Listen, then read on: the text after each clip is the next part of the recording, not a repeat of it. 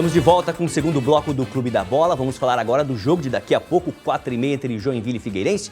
Jogo que abre o Estadual 2025.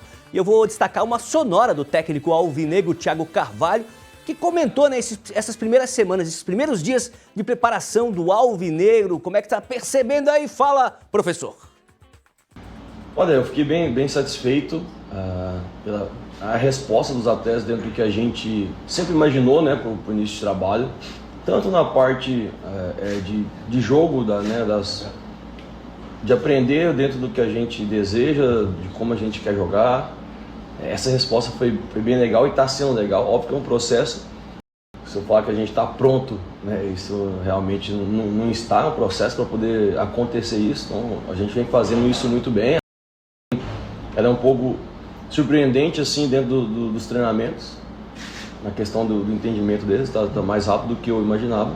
Então isso vai nos trazendo confiança assim, para acreditar, né, nos nossos objetivos. Outras situações que eu sempre pontuo aqui de comportamento, de ambiente de trabalho, acho que isso é visível, né, quando você consegue olhar os treinos, né, quando vocês podem participar lá, saber que esse ambiente, assim, né, a galera se sente bem de estar junto. Então para mim isso é muito importante para a gente poder apresentar muito bem. Então, gostei bastante, né, do que foi feito. Óbvio que a gente expectativas e quando as coisas vão acontecendo bem, a expectativa cresce para que a gente comece a fazer já bem os jogos, né, ganhar, jogar bem. Isso para mim é o que eu procuro. Mas de fato eu sei muito bem o processo. Não me frustro rápido e também não me empolgo, porque sempre, né, dentro do processo vai ter oscilações, vai ter jogos que as coisas vão acontecer com mais facilidade, outros não, o resultado vem, às vezes não, e isso faz parte, né, da construção para alcançar o objetivo. Então a gente tem a sabedoria, a confiança, isso é legal, a sabedoria que, né, o primeiro jogo sempre é muito difícil e vai ser, não tem como, mas que a gente precisa se comportar muito bem, né, realizar tudo que vem sendo feito. Tá aí, palavras do técnico Thiago Carvalho. Deixa eu fazer um giro rápido com os nossos comentaristas. Vou deixar o Ian por último, porque o Ian convive mais aqui com a dupla da capital, tá sempre por dentro do Figueirense. Mas vou tirar o Kaká, o Alex, o Eduardo da zona de conforto, focando nesse jogo de abertura. Figueirense e Joinville, os dois, Joinville e Figueirense. Os dois times vivem histórias semelhantes com roteiros diferentes, né? O Joinville precisando dessa afirmação no estadual para voltar mais tranquilo para o cenário nacional. O Figueirense está num cenário nacional de Série C, também precisa voltar a ser protagonista, passar para uma Série B, quem sabe no final do ano, ter um 2026 melhor. Como é que vocês veem esses dois times, Joinville e Figueirense? Eu começo com o Kaká. Quem tem mais garrafa para vender, Kaká?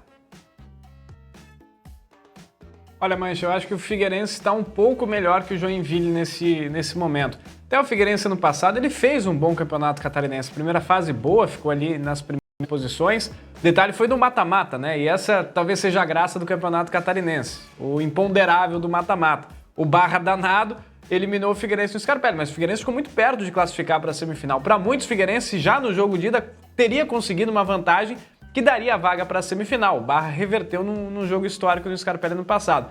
Mas já no passado o Figueirense fez um catarinense, está um pouco mais organizado, né? O Figueirense tem problemas para resolver fora do campo, mas acho que chega um pouco melhor do que ano passado, vai melhorando. O grande objetivo do Figueirense é, claro, pela honra, pela história, fazer um estadual digno da sua camisa, mas o acesso para a Série B do Brasileiro, porque o Figueirense já fez hora extra na Série C. Do lado do Joinville, o Emerson Maria é uma incógnita, né? Porque ele é um grande ídolo do Joinville, conquistou acesso para a Série A, fez um grande trabalho no JEC há 10 anos atrás, mas os últimos campeonatos catarinenses do Emerson Maria foram muito ruins. Ele brigou contra rebaixamento. Eu vi de perto aqui no Barra, o Florão pode comentar na época de Chapecoense, no Criciúma, o Emerson Maria fez trabalhos muito ruins nos nossos estaduais nos últimos anos. Então, qual vai ser o Emerson Maria 2025 no clube que ele é o mais identificado, um dos mais identificados aqui em Santa Catarina, ele também tem histórico na capital, mas o que a gente pode esperar do Emerson Maria de um Joinville, que também precisa, além de fazer um catarinense seguro para ter vaga de Série D em 2026, mas o grande objetivo do Joinville é o acesso também nacional para a Série C no final do ano. E aí é tudo Maria nesse planejamento, que o Joinville também tem problemas para resolver fora de campo, né? Mas está organizado. Enfim, é um confronto de times muito parecidos, sim, de clubes em momentos muito parecidos, mas eu acho que o Figueirense está um pouco à frente do Joinville, e até no nosso palpitômetro lá eu botei empate, mas acho que o Figueirense vem um pouco melhor, tem expectativas maiores, eu acho, nesse início de temporada e ao longo de 2025. Mas é um confronto bem equilibrado, de histórias muito parecidas, de clubes que foram muito maltratados nos últimos anos. Tá certo. O Eduardo Florão foi citado por Kaká. Eduardo, como é que você vê aí do Oeste esses dois times que precisam dessa recuperação no futebol, já que o torcedor não vai ficar bravo comigo, porque não fui eu que inventei, é um time sem série, ficou muito tempo sem série, tá de pro futebol nacional agora. Como é que você tá vendo esse confronto de abertura?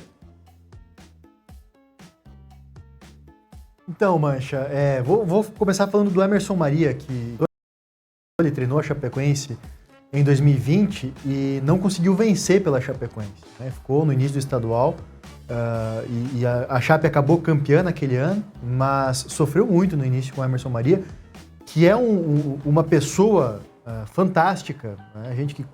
Todos que conviveram com o Emerson Maria nos bastidores aí sabem, pessoa extremamente íntegra, e ele é muito bom profissional também. E se a gente se questiona o que aconteceu com o Emerson Maria, campeão brasileiro da Série B com o Joinville, imagina então o quanto ele se questiona, né? E tem muito essa questão também de talvez não ter se adaptado a uma mudança de geração, né? Porque o Emerson Maria trabalhou muito tempo com uma geração passada de profissionais, né, de jogadores, e que muitos já estão saindo do futebol e lidando agora com essa gurizada mais jovem, né? E o Emerson Maria está no Joinville no momento em que as duas partes vivem necessidade de recuperação. O Emerson Maria na carreira, o Joinville da recuperação num cenário nacional. Mas, comparando Figueirense e Joinville para essa estreia, eu vejo que é uma equação matemática também, porque o Figueirense conseguiu fazer um planejamento em relação à temporada passada para nessa temporada, aparentemente, fazer um investimento maior para buscar o acesso para a Série B. E fez contratações bem interessantes. Tem um treinador, que é o Thiago Carvalho, que é bem promissor, que tem um bom trabalho, comandou recentemente aqui pertinho o Ipiranga, trabalhou no Caxias. Ele tem... eu vejo ele com uma boa expectativa, o Thiago Carvalho, e por isso que eu acho que o Figueirense chega um pouco melhor para esse início de estadual. Teve tempo de trabalho, né, de preparação, teve bons reforços, tem um treinador muito promissor. O Joinville, obviamente pela questão orçamentária, com mais limitação no mercado, mas que nunca pode se descartar, porque é um clube de muita tradição em Santa Catarina, um clube de uma torcida extremamente apaixonada, e que basta o Joinville começar bem o estadual para a torcida certamente corresponder. Mas para essa estreia, eu vejo o Figueirense com um pouco mais de favoritismo, e não só para a estreia, para todo o campeonato eu vejo o Figueirense num patamar um pouco acima do Joinville. Legal, Florão. Eu brinquei e falei, a piada não era um time sem série, era um time fora de série. Fora de série, era brincadeira. Alex, como é que você vê aí esse jogo de abertura do campeonato, Joinville e Figueirense? O Alex aí pelos canais de Nova Veneza, como é que você vê aí de longe essa estreia? Muito bem, eu acompanhei bastante a trajetória do Figueirense e do Joinville o ano passado também, acompanho todos os clubes. O Figueirense fez um ano de 2024 que no campeonato estadual foi eliminado pelo Barra, frustrou a sua torcida, e durante a Série C fez uma Série C onde não conseguiu se classificar entre os 8 primeiros, não conseguiu nem ir para a fase de mata-mata, né? Isso foi preocupante. O Figueirense passou por uma série de reformulações, teve a saída de Marco Aurélio Cunha, agora o Wilson, ídolo da torcida alvinegra, é responsável pela montagem do elenco. E para 2025 eu vejo o Figueirense com algumas prioridades. A prioridade número 1 é subir para a Série B do Campeonato Brasileiro, mas ele já está montando um time com melhores nomes do que o ano passado. Eu vou citar aqui o nome do goleiro Fabrício, que veio do Internacional, bom goleiro, o zagueiro Liger, que é bem conhecido também, e o atacante Kaique, que ele foi o artilheiro da Série C do ano passado. Então o Figueirense traz contratações, traz nomes interessantes aí, que poderiam até figurar em nomes de Série B de Campeonato Brasileiro, vamos dizer assim. Então o Figueirense vem num momento diferente, vem melhor do que em 2024, por exemplo, e eu vejo esse time alvinegro aí com boas perspectivas. O técnico é jovem, o Thiago Carvalho. Então esse é o ano do Figueirense, dar resposta para sua torcida que há tanto tempo já vem se frustrando aí. O Joinville é um cenário parecido em relação à frustração da torcida, né, Mancha? O Joinville vem de alguns anos aí sem calendário, felizmente no ano passado conseguiu se classificar para a Série D através do Campeonato Catarinense, contratou o Emerson Maria, que aqui no Criciúma ele foi muito mal, né? Ele teve um campeonato aí de rebaixamento para o Catarinense, então isso é uma mácula que ficou na história do clube, no currículo dele também.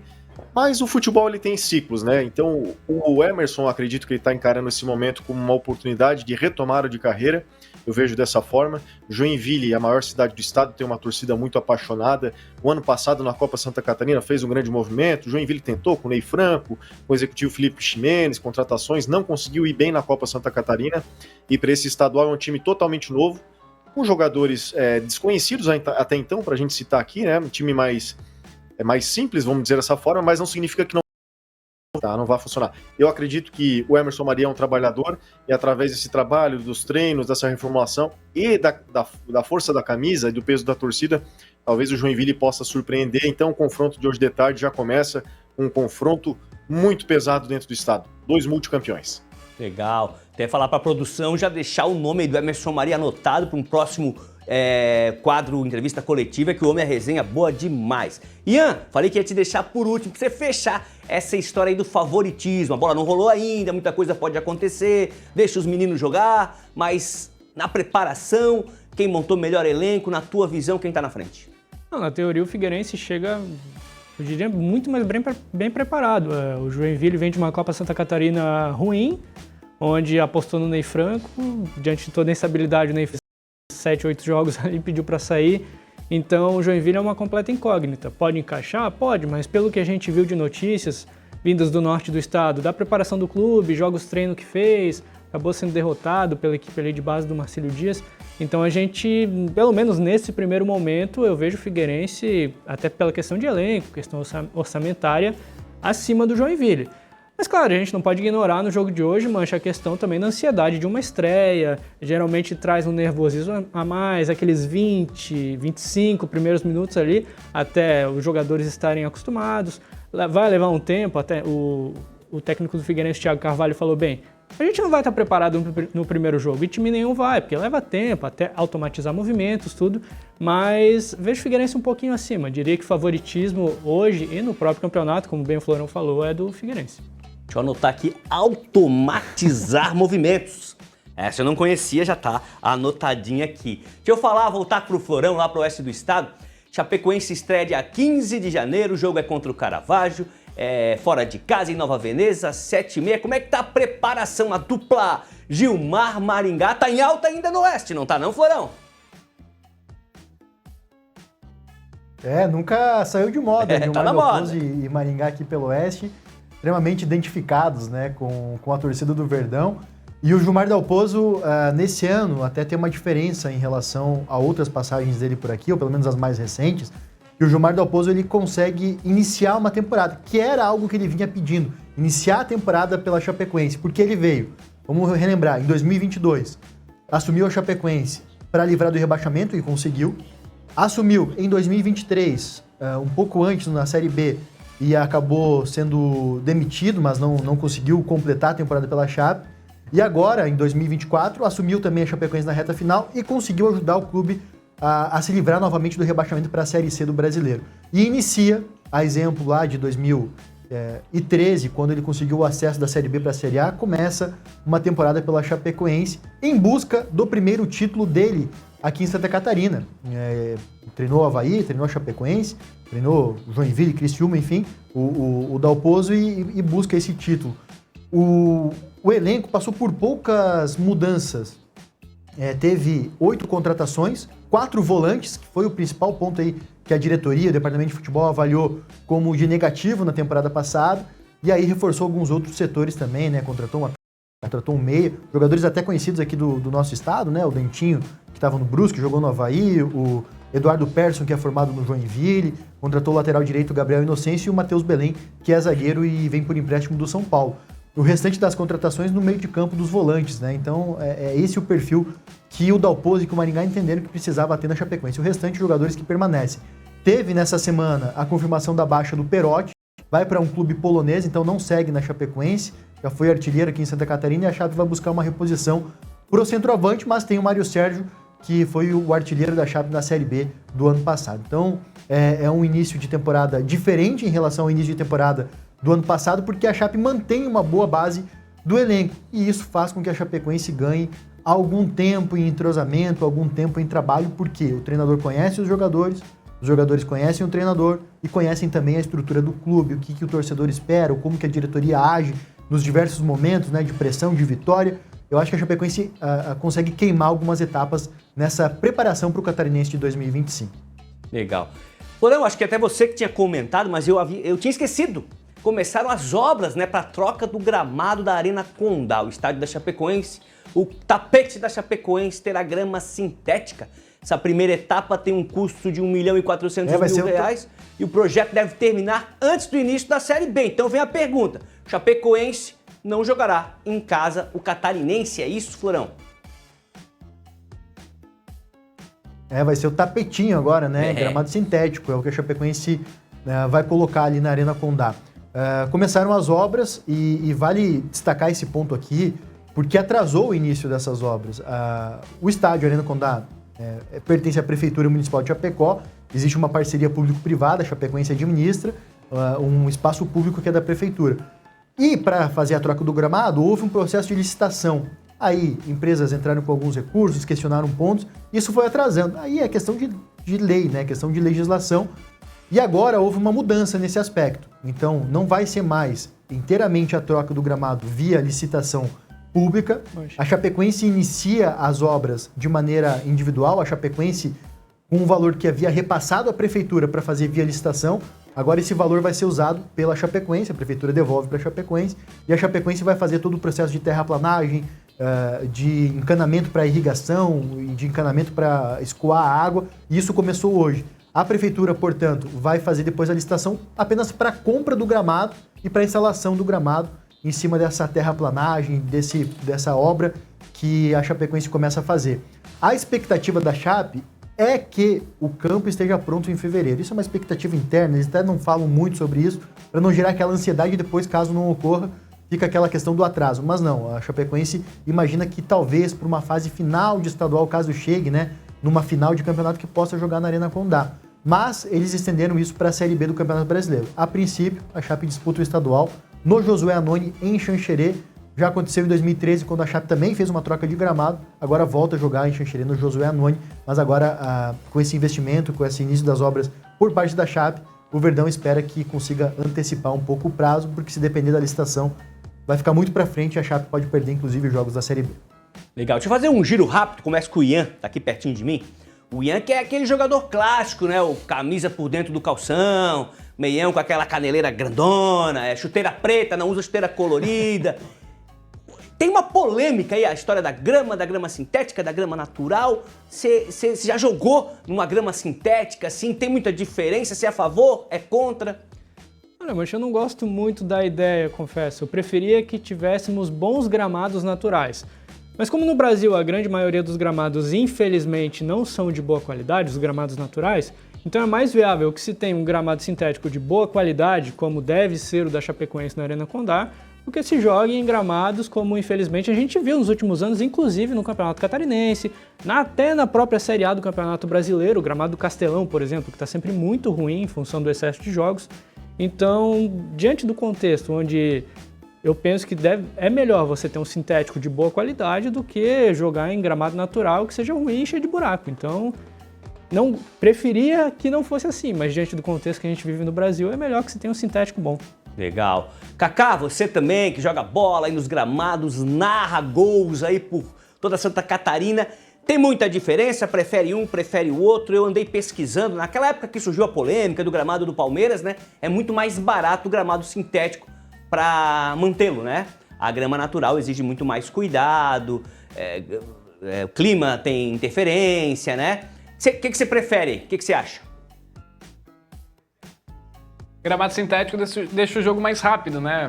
Pra narrar, eu acho que é mais legal. Agora, tá virando moda aqui em Santa Catarina, hein? O Augusto Bauer já é sintético, a Arena Condá, Chapecoense fazendo sintético, então talvez a gente acabe até empatando em algum momento aí da quantidade de gramados sintéticos no nosso estadual. Eu penso igual o Ian, eu acho que eu prefiro um bom sintético ao natural ruim, né? E a gente tem a questão das chuvas aqui em Santa Catarina também, então de repente pode ser uma saída, é um histórico, um recorte recente, né? Porque o Augusto Bauer tá com o gramado sintético desde o ano passado, a Chapecoense colocando para esse ano. Acho que só na prática para a gente ver se vai ser melhor ou não, né? Mas acho que pela questão do benefício, talvez seja mais interessante. Mas vamos ver. Legal. Alex, o Criciúma, não quero puxar o saco aí do Tigre não, mas lembro sempre de bons gramados no Heriberto Wilson. Você é a favor, você é contra, gosta dessa mudança, acha que é uma tendência para o futuro? Vamos lá, Marcha. Eu sou um saudosista, né? Eu vivi o período romântico do futebol, daqueles tapetes com desenhos diferenciados do Campeonato Brasileiro, né? O pessoal do cortador de grama fazia à mão, rapaz. O pessoal ousava, era lindo de ver. Eu acho que nada substitui. Isso porque eu tenho uma afetividade relacionada. Agora, em termos de custos de modernidade, já existem até alternativas, né? Não é 100% sintético, nem 100% natural. Já existem gramados híbridos aí, que a gente vê de boa qualidade. Então, eu acredito que seja uma tendência. Até por quê? Para cuidar de um gramado o ano inteiro. Principalmente aqui em Santa Catarina, nós temos estações bem definidas. Nós temos um inverno rigoroso, nós temos um verão também que ele é muito quente, muito seco. Então os clubes eles precisam investir muito no gramado natural para mantê-lo num excelente padrão. O sintético surge como uma boa alternativa, mas é lógico, né? Precisamos aí, claro, sempre ressaltar, eu concordo com os colegas, a qualidade do gramado sintético que será instalado. Há uma grande diferença de vermos sem menosprezo ao clube, mas, por exemplo, o gramado do São José de Porto Alegre, é um gramado de sintético, mas de uma qualidade questionável, vou colocar dessa forma, ou um gramado da Liga Arena do Atlético Paranaense. Então existem níveis diferenciados aí de gramados. Eu, se fosse para escolher, pela minha preferência pessoal, gostaria sempre de ver o gramado natural. Acho mais bonito, mais clássico. Mas é lógico que hoje em dia todos precisam ver a questão dos custos, né? E eu vejo que o gramado sintético, ou talvez até os híbridos, chegaram para ficar e vai ser uma tendência no Brasil inteiro. Legal. Vou chamar o Florão também, que eu não perguntei para ele. Pode falar. É o Kaká? Para contribuir, o Barra construiu o estádio novinho, que vai ser inaugurado esse ano, dia 18, contra o Joinville. O Barra, por opção, gramado natural. Então, para contribuir com a discussão, o Barra que tem investimento que vem de fora do país e que sempre procura ali o melhor, tem um baita centro de treinamento que a gente já comentou aqui, já mostrou aqui também. Por opção, o Barra vai ter gramado natural na Arena Nova, que vai receber o primeiro jogo no próximo final de semana contra o Joinville. Legal. Deixa eu passar lá pro Florão. O Florão vai ser o primeiro a pisar no novo gramado dos que estão aqui hoje no Clube da Bola, né? Fazendo uma reportagem, fazendo a participação ao vivo lá no Balanço Geral, no Clube da Bola. Vai sentir de pertinho. Como é que foi a resposta dos torcedores, daquele pessoal que você conversou, que você encontrou aí na rua quando soube dessa mudança do gramado, Florão? Então, Mancha, a receptividade ela é bem dividida, assim, porque no próprio staff do clube há ali um movimento, né, de pessoas que preferem o gramado natural, porque há uma preocupação, por exemplo, com lesões, né? Existem estudos aí mundiais que mostram que, às vezes, o gramado sintético ele pode contribuir para um aumento de lesões.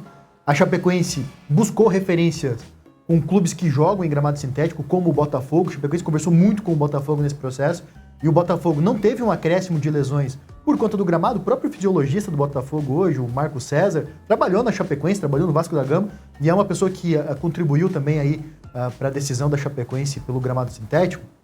Então a Chape está muito confiante de que não vai ter um acréscimo de lesões. O gramado sintético da Arena Condá, a Chapecoense espera, o Alex, eu acho que citou, né, que existem níveis de gramados, né, como São José de Porto Alegre e até o Allianz Parque ou o Newton Santos. A Chapecoense está se baseando no projeto do Botafogo, mas o nível do gramado, a qualidade do gramado, deve se assemelhar mais com o do Atlético Paranaense, com a Liga Arena. Então, não deve ser deve ser uma qualidade melhor do que do Augusto Bauer aqui em Santa Catarina, mas não deve ser uma qualidade de nível de Série A do Campeonato Brasileiro, como agora está fazendo também o Atlético Mineiro, como o estádio do Palmeiras.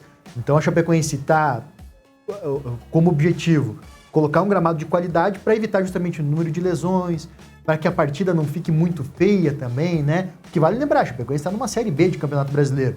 Um jogador de Série A num gramado sintético que o jogo corre mais, que a bola fica muito mais viva, é uma coisa. O jogador de Série A domina e a bola fica, né? O jogador de Série B, muitos não têm tanta capacidade técnica como o jogador de Série A, né? E eu não estou menosprezando ninguém, mas como todas as profissões, existem níveis, uns muito melhores, outros piores, e a Chapecoense está, de momento, por enquanto, numa Série B de Campeonato Brasileiro, mas a Chape está confiante de que não vai ter esses problemas. Eu, particularmente, e aí minha opinião pouco importa, né, para qualquer efeito, mas eu considero o gramado natural melhor. Chapecoense já teve um dos melhores gramados do Brasil quando fez a troca lá em 2013, sempre foi muito elogiado.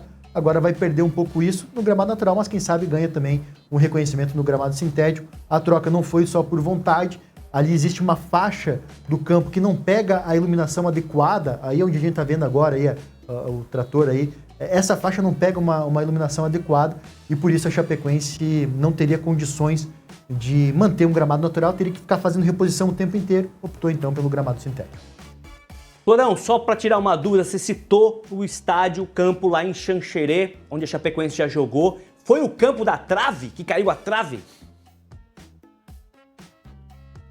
Foi. É o famoso campo da trave lá de 2013, jogo da Chapecoense contra o Criciúma. Esse mesmo. Mas esse ano não vai ter problema a trave, não. Esse ano o pessoal chumbou tudo bonitinho ali. Tá aí, ó. E a Chape foi muito feliz em Xanxerê, hein? A Chapecoense foi muito feliz em Xanxerê. Jogou 7 jogos no estadual, venceu 7. Durante a temporada foram 8 jogos e 8 vitórias. Aí o fatídico lance. A nossa produção, Fábio Ferreira caído. É muito ligeira, muito ligeira. Já buscou aí a imagem do jogo onde caiu a trave. Tá aí, ó. Tem até o replay do lance. O jogador foi lá, se escorou na rede, não aguentou. Mas hoje não tem problema, a trave tá super firme e vai ser a casa da Chapecoense no estadual 2025. Vamos falar do Brusque. Mr. Felipe Gouveia, técnico português do Bruscão, conversou com a galera do Bruscão News e a gente reproduz alguns momentos desse bate-papo. Fala, mister! Acima de tudo, esperamos um trabalho difícil. Sabemos que o elenco ainda está longe daquilo que nós esperamos, mas com muito trabalho, dedicação, com a ajuda dos nossos torcedores, com a ajuda de toda a administração, vamos fazer uma equipa forte. Sim, que falar, temos que, como disse bem, é o primeiro treino hoje. Vamos começar pela parte defensiva, organização defensiva, vamos pôr princípios que nós queremos ver a equipa dentro de campo a usar esses princípios para toda a massa associativa, todos os adeptos do Brusque ficam orgulhosos do time que nós vamos montar já no primeiro jogo. Equipa agressiva, e agressiva, quando digo agressiva no bom termo, uma equipa que pressiona, uma equipa que vai jogar num bloco alto, que vai pressionar o adversário. Acima de tudo, queremos trazer coisas novas para o time. Vamos ver também o que é que nós temos disponível a nível de jogadores, se já estão prontos, mas acredito com aquilo que vamos contratar e com os jogadores que vamos trazer, e com um pouco de paciência para a nossa torcida e um pouco de agressividade, podemos e vamos apresentar já um bom time já no primeiro jogo, sabendo que neste momento temos acho que 13, 14 jogadores, mas com a chegada dos novos jogadores acho que vamos fazer um grupo forte, que é o mais importante. Tá aí, palavras do técnico do Mr. Felipe Gouveia, novo comandante do Brusque. Kaká Oliveira, mais novos chamariam de trends, é uma tendência. A vinda dos técnicos portugueses para o futebol brasileiro, não lembro de uma outra época de tanto treinador português atuando no Brasil. Como é que foi a receptividade do torcedor do Bruscão? Mancha, foi uma surpresa, né? A gente vivia a expectativa do anúncio do novo técnico do Brusque, viramos o ano na expectativa e foi nessa semana que o Brusque prometeu que iria confirmar e, de fato, na segunda-feira anunciou Felipe Gouveia, técnico português, que chegou na quinta-feira em Brusque e aí já comandou o primeiro treino. Ontem teve coletiva de imprensa, ele foi apresentado, respondeu algumas perguntas dos colegas. Ele tem a característica de um jogo mais propositivo, tem trabalhos em Portugal e na Arábia, é a primeira vez que ele vai trabalhar no Brasil, então a gente espera novidades, né? Mas é um técnico que gosta de jogar para frente, com os pontas bem agressivos e marcando em cima. E ele é um técnico que vem com uma indicação de um possível investidor que vai comprar a SAF do Brusque. Isso foi falado em coletiva também, aliás, a coletiva foi pautada na apresentação do técnico e nos bastidores do Brusque. O Brusque está aberto para vender a SAF, mas não foi vendido. Inclusive, isso vai ter que passar por assembleia também. Mas já há um investidor que conversa com a diretoria, acompanha os números do Brusque, né, para fazer uma proposta. e que acabou indicando o nome do Felipe Gouveia, que agradou a diretoria, que contratou o Felipe Gouveia. Eles falaram que não conversaram com nenhum outro técnico, mais de 60 nomes foram oferecidos, saíram alguns nomes também que eles falaram que não procede e fecharam com o Felipe Gouveia na convicção de tentar fazer diferente, de fugir da bolha, fugir inclusive completamente do mercado brasileiro. Foram pegar um técnico que estava trabalhando na Arábia. E é uma novidade, com pouquíssimo tempo para trabalhar. Quarta-feira já tem o clássico com o Marcílio Dias, né? É um clássico que mexe sim com a região. Marcílio não vence o Brusque desde 2020, se incomoda muito a torcida, é um tabu, né? O Brusque tem jogadores que conseguiram renovar, por exemplo, o goleiro Matheus Nogueira ficou, o Serrato teve o contrato renovado, foi anunciado ontem, né? O uruguaio Poleiro vai continuar, o Rodolfo Potiguar, que é um dos melhores volantes de Santa Catarina, continua no Brusque.